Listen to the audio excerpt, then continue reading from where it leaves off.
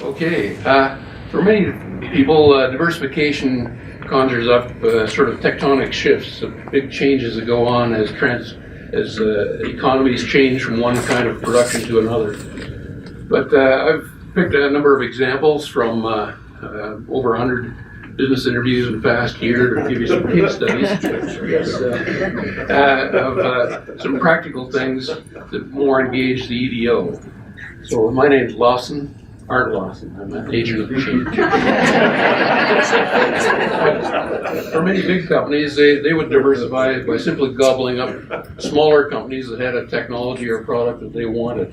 But now the nimble and agile small companies can actually take market share away from the big guys just by getting there quicker and better.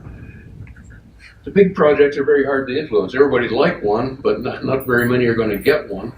And these tend to not engage the EDO as actively, other than maybe in reacting.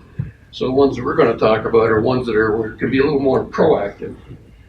The smoking one at the moment is marijuana. Everybody wants one of those. But these are new little companies competing for capital and market. They haven't sold anything yet, and they themselves could be quite disruptive.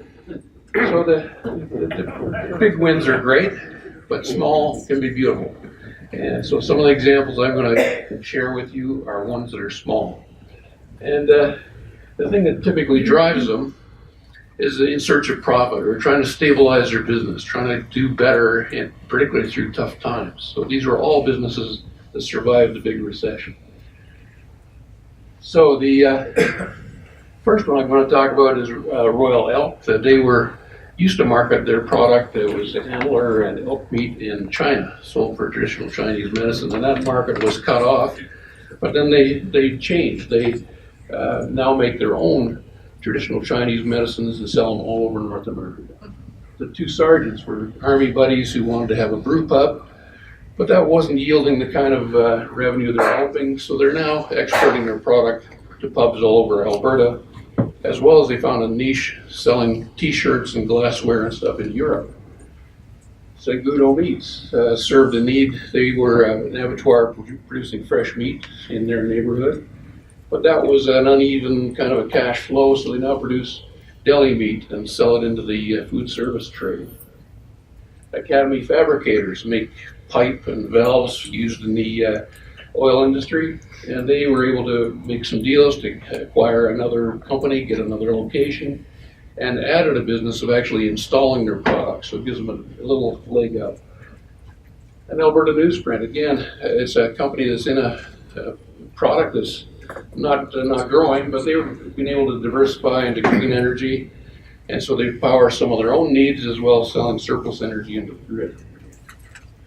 Three Stones Exploration is a good little exploration firm out of Cochrane. They worked all over Alberta till the market kind of turned down, but they took on new clients in Tennessee and Texas and have actually established a bigger office in Cochrane. So the value of all of these is they have roots. They're locally owned, locally managed, and they tend to be terrifically loyal to the communities where they are, that they'll stick with you through thick and thin. And the other thing to keep in mind is, as you learn through business retention and expansion, most of your future growth is going to come from companies you already have. So it's getting to know your companies very well and understand what's going through their minds and be able to help them when the time comes. So these microbrewers didn't succeed because there's a shortage of beer. Which was gone last night. They're very good at what they do. They're adaptive and innovative. And as an EDO, you can have a toolkit at the ready to help with these businesses when they do face challenges. It's inevitable. They're going to face changes, and they're going to want to do some different things. And so you can have some things at your fingertips, things like understanding your leading sectors, knowing what they are and who they are, what kind of challenges are they facing in terms of their markets, their technologies, whatever it is, as well as understanding what can you do to make sure that you have what they need to sustain their growth. Use your network so you not only know your local businesses and the people that you might connect up to help solve problems, but reach beyond so you're working with the provincial, federal, other people to bring in programs or technology expertise as you need it. And when you have success stories, celebrate them. But I think nothing succeeds like success. And by, I think, celebrating what you see, you can encourage even more. So thank you, and we'll hopefully see you a little bit later. Thank you.